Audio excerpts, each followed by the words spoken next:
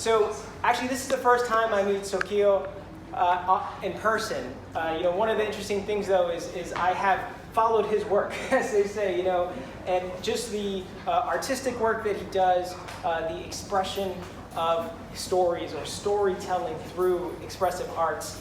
It was just really inspiring to me. And I reached out and asked him whether he could come today and share some of his perspectives on what it means to invest in creative spaces and to address some of the situations that the community is currently facing, and he agreed. So I'm so grateful. Sokio, please. Appreciate you. What's good? I'm gonna stand up here because I'm smaller than everybody else, just in case you can't see me through the bags and people, so on and so forth. My name is Sokio Ross. I am a refugee. I am Cambodian. I came here and moved into I was displaced in a neighborhood that was deemed as a gang neighborhood in the West End in Hanover. My family are survivors of genocide, and I'm one of them. I have lost 6 brothers and sisters due to genocide, starvation, lack of medication, disease, so on and so forth. Grew up in a refugee camp, was born there, and came here in around '86. Now the story is, back then, we had prostitution houses, what they used to call it back then. We had lemonade trucks that sold drugs. On one end of my street was a plastic factory. So besides all the beautiful smells of foods from Puerto Ricans, Dominicans, Liberians, Cambodian, Laos folks, all we smelled was plastic, melted plastic, right? So a lot of that is traumatizing. So we are from historically marginalized, traumatized, and excluded neighborhoods.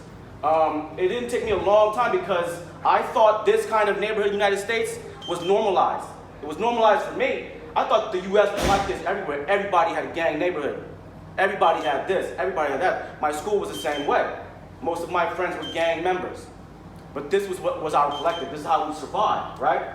And the thing was, what follows us is that negative narrative, those negative labels that follow us throughout our lifetime.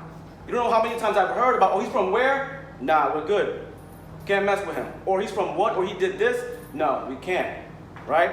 It is unfortunate. So one of the biggest protests that you will ever do is the protest of self.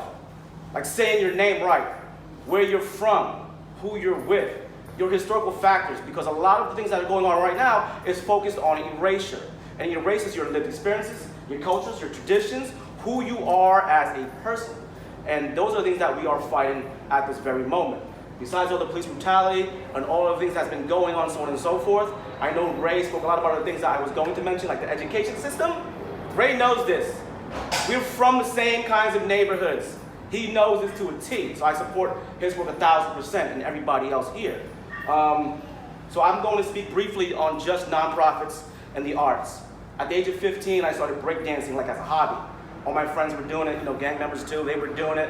I wasn't gonna go do ballet, that wasn't it back then. So we started b-boying, we started breaking. I never knew this hobby would flourish into a career. I was asked by Everett Company Stage School if I wanted to do an educational school show, anti-tobacco. I said nah a few times. When I finally said yes, that question changed my life. If it wasn't for hip hop, dance, and the arts, I'd either be dead or in jail, right? So we need more of these places like Everett Company Stage School, AS220, New Urban Arts, Community Music Works. And on the social justice side, we really have to speak, listen, and value the youth. Because we were all one of them. If no one listens to us, we wouldn't even be here, right? So you gotta look into PSU, you gotta look into Prism, Arise. And these are just some of the names I've been giving out. There's so many of them that are doing amazing, amazing work in the community. This is not performative. This is life. We do this on a day-to-day basis. Now, I told you guys that I was a refugee. First and foremost, I'm an artist.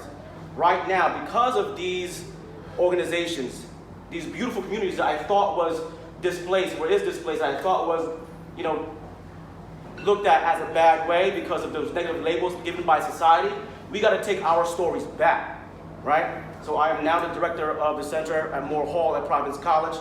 I am faculty member of Masters of Education in Urban Teaching in Providence College. I'm also faculty member in College Unbound. Still an artist, still with Everett, still doing the same things. I've lived in all 4 hoods. If you're talking about the North End, the West End, the East Side, and the South Side. Every single part of it is beautiful.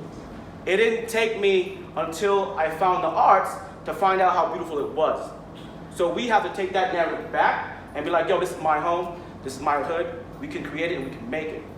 But these outside labels that were given to us or forced on us travel with us.